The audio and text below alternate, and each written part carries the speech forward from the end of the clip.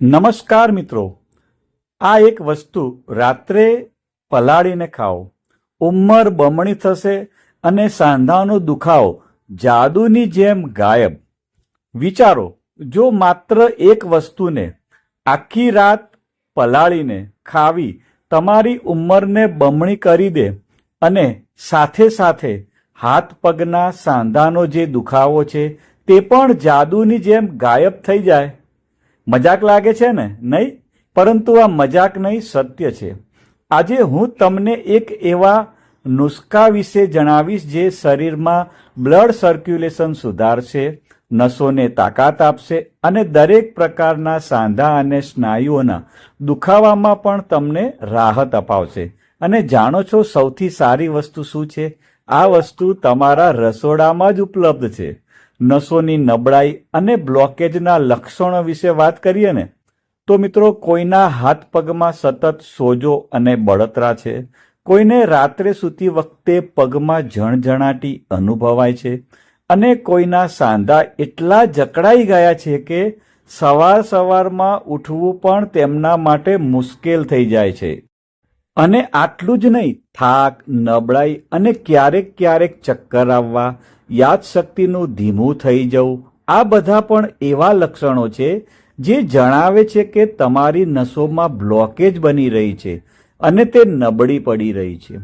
પરંતુ શું તમે જાણો છો કે નસોની આ જ બ્લોકેજ અને નબળાઈને કુદરતી રીતે આપણે ખોલી શકીએ છીએ, દૂર કરી શકીએ છીએ, મોંઘી દવાઓ વિના અને કોઈ પણ આડઅસરો વિના? તો ચાલો થોડી જ વારમાં હું તમને તે સરળ ઘરગથ્થુ નુસ્ખો જણાવવાનો છું જે તમારી જિંદગીને બિલકુલ નવી દિશા આપી શકે છે. નસોમાં નબળાઈ અથવા બ્લોકેજ શા માટે થાય છે? તો સૌથી પહેલા એ સમજવું જરૂરી છે કે નસોમાં નબળાઈ કે પછી બ્લોકેજ આખરે શા માટે થાય છે. તો તેના ઘણા કારણો હોઈ શકે છે, પરંતુ મોટું કારણ જે છે તે છે ડાયાબિટીસ. હા, જ્યારે બ્લડ સુગર વધારે હોય છે તો તમારી નસો ધીમે ધીમે નબળી થવા લાગે છે, જેને આપણે ડાયાબિટીક ન્યુરોપથી કહીએ છીએ. બીજું કારણ છે હાઈ બ્લડ પ્રેશર. ત્રીજું છે કોલેસ્ટ્રોલ અને શરીરમાં વધારાની ચરબીનો જમાવ થવો. ચોથું કારણ છે ઇન્ફેક્શન થવું. પાંચમું છે હોર્મોનલ અસંતુલન.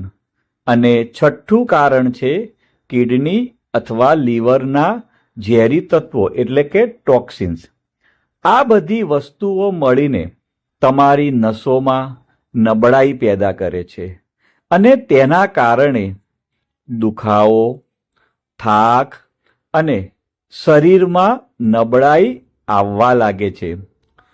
પરંતુ સારા સમાચાર એ છે કે આ સમસ્યાનો સામનો કરવા માટે એક એવો નુસ્ખો પણ છે જે તમારા રસોડામાં રાખેલો છે અને ખૂબ જ સરળ વસ્તુઓથી તમે તેને સરળતાથી બનાવી શકો છો. અને હવે હું તમને આ જ નુસ્ખો સ્ટેપ બાય સ્ટેપ જણાવવાનો છું. નસો માટેનો જાદુઈ ઘરગથ્થુ નુસ્ખો.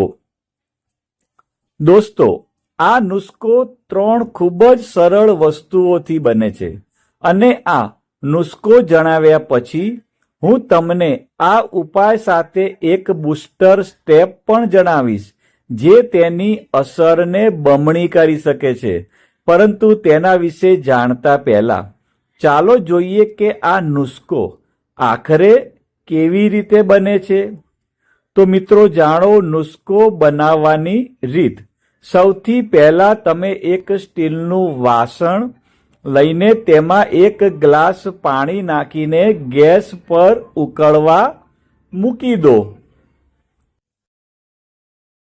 હવે જ્યારે તે ઉકળવા લાગે તો તેમાં તમે સૌથી પહેલા તજનો એક નાનો ટુકડો નાખો, પછી એક મોટી ઇલાયચી, જેને આપણે એલચી પણ કહીએ છીએ, તે નાખો અને છેલ્લે 2 લવિંગ લઈને તેમને ખાંડીને પણ તમે આ પાણીમાં નાખી દો. હવે આ ત્રણેય વસ્તુઓને આ પાણીમાં 2 થી 3 મિનિટ સુધી ઉકળવા દો, જેથી તેનો જે રસ છે તે સારી રીતે પાણીની અંદર આવી જાય. અને પછી ગેસ બંધ કરીને પાણીને સામાન્ય તાપમાન સુધી ઠંડુ થવા દો. પીવાની રીત અને સમય: જો તમને થોડું ગળ્યું પસંદ હોય તો તમે ઈચ્છો તો ઠંડુ થયા પછી તેમાં એક નાનો ટુકડો ગોળનો પણ નાખી શકો છો, અથવા થોડું મધ પણ નાખી શકો છો. પરંતુ જો તમને ડાયાબિટીસ છે તો ગોળ અથવા મધનો ઉપયોગ કરવો નહીં. આ નુસ્ખાને લેવાનો સૌથી સારો સમય રાત્રે ડિનરના લગભગ અડધા કલાક પછી. હા, બસ એક ગ્લાસ રોજિંદા 14 થી 15 દિવસ સુધી જો તમે આને લેશો તો ફરક તમને ખૂબ જ જલ્દી નજર આવવા લાગશે. શરીરમાં ઉર્જા પણ આવશે, તાકાત પણ આવશે, સાંધાના દુખાવામાં પણ રાહત મળશે, અને જે નસો તમારી બ્લોક થઈ રહી છે તે ધીમે ધીમે ખુલવા લાગશે. હવે જાદુઈ બૂસ્ટર સ્ટેપ એટલે કે ફાયદો બમણો કરવા માટે. હવે ચાલો જાણીએ તે સિક્રેટ બૂસ્ટર સ્ટેપ વિશે, જેના વિશે મેં તમને હમણાં થોડી વાર પહેલા જણાવ્યું હતું. એક એવો સ્ટેપ જે તમારા આ નુસ્ખાના ફાયદાને વધારી દેશે. મિત્રો, આ સ્ટેપ ફરજિયાત તો નથી, પરંતુ જો તમે આને ફોલો કરી લેશો તો તમને બમણું નહીં, હું કહું છું 3 ગણું 4 ગણું પરિણામ મળશે.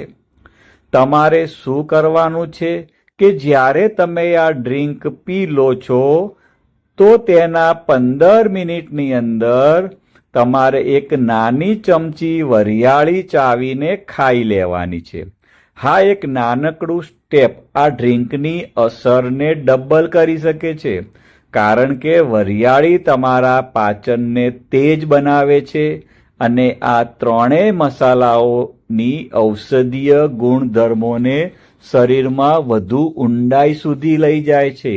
અને જો તમે સતત 1 મહિના પણ આ રૂટીનને ફોલો કરો છો તો તમને માત્ર નસોની બ્લોકેજ જ ખતમ કરવામાં જ રાહત નહીં મળે, પરંતુ તમારી જે હાથ પગનો દુખાવો છે, જે થાક છે શરીરમાં, તેમાં પણ તમને ખૂબ જ વધારે ફાયદો અનુભવાશે. આ નુસ્ખો આટલો શક્તિશાળી કેમ છે?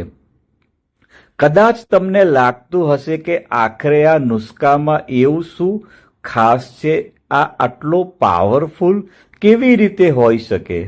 મિત્રો, તજની અંદર સિનેમાલ્ડિહાઇડ અને એન્ટીઓક્સિડન્ટ હોય છે, જે બ્લડ સુગરને નિયંત્રિત કરે છે અને નસોની અંદર જમા થયેલી જે ચરબી છે તેને ઓગાળે છે. હવે મોટી એલચી, જે તમારા શરીરમાં પોટેશિયમ અને મેગ્નેશિયમ લઈ જાય છે, જે બ્લડ પ્રેશરને કુદરતી રીતે સંતુલિત કરે છે અને તમારા હૃદયના ધબકારાને પણ મજબૂત બનાવે છે. લવિંગ વિશે વાત કરીએ તો લવિંગમાં યુજીનોલ હોય છે, જે એક એવું સંયોજન છે જે બળતરા અને પીડા એટલે કે પેઇન બંનેને ઘટાડે છે.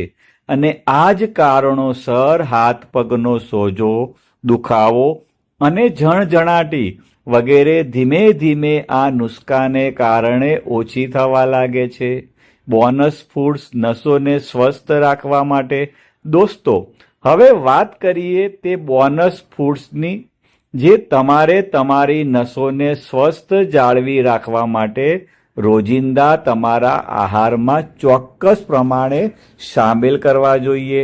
અળસીના બીજ, તેની અંદર ઓમેગા 3 ફેટી એસિડ હોય છે, જે તમારી નસોને મજબૂત બનાવે છે અને સાંધાના દુખાવાને પણ ઓછો કરે છે. તેને શેકીને અને પીસીને તમે સવારે 1 ગ્લાસ દૂધ કે પાણી સાથે અથવા પછી દહીં સાથે પણ ઉપયોગ કરી શકો છો. ચિયા સીડ્સ, તેની અંદર આયરન, પોટેશિયમ અને એન્ટીઓક્સિડન્ટ હોય છે, જે થાકને દૂર કરે છે, નર્વ્સને આરામ આપે છે અને તમારી રોગ પ્રતિકારક શક્તિને પણ મજબૂત બનાવે છે. તો દોસ્તો, આ બંને વસ્તુઓ જો તમે આ નુસ્ખા સાથે ઉપયોગ કરવાનું શરૂ કરી દો, ભલે એક સાથે કે પછી અલગ અલગ, અથવા પછી આમાંથી કોઈ પણ એક, તો તેનાથી તમને પરિણામો જે છે તે વધારે મળશે. ઉમ્મીદ છે, આશા છે કે આજનો વિડીયો તમને પસંદ આવ્યો હશે. જો પસંદ આવ્યો હોય તો તેને લાઈક કરજો. ચેનલ પર નવા છો તો સબસ્ક્રાઈબ કરી લેજો. અને મનમાં જો તમારે કોઈ શંકા રહી ગઈ હોય, કોઈ સવાલ રહી ગયો હોય તો કોમેન્ટ કરીને ચોક્કસ જણાવજો. ચાલો મળીએ એક નવા વિડીયોમાં. ત્યાં સુધી પોતાનું ધ્યાન રાખજો, હસતા રહેજો, મુસ્કુરાતા રહેજો. આવજો મિત્રો, આવજો, બાય બાય, આવજો.